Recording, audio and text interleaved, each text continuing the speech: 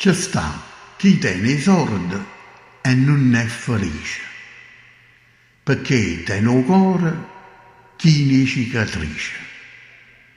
Rinda a casa non le manca niente, potesse essere felice ma non è contenta, perché oltre a stutette, rinda a vita sua, tiene proprio tutto, ma le manca un meglio, a chi lo figlia e a chi ha famiglia.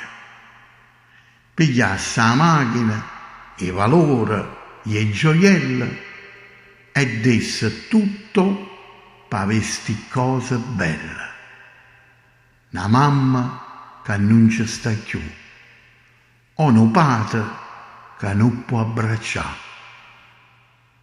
C'è sta chi per pochi euro fatica notte e giorno, facendo qualsiasi lavoro senza scuorna. Cammina sempre a pera, mattina, giorno e sera.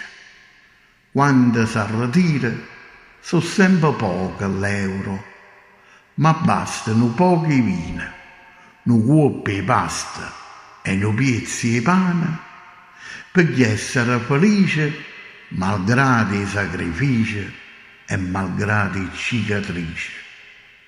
I soldi sono belli, ma non so tutte. Ti danno cose belle, ma tante cose brutte. Ti fanno essere cattiva, arrogante e negativa. Ti può accattare qualsiasi cosa, ma si son assai, sono pericolose. Chi ti sta attorno non sai mai se è favosa o si è sincera.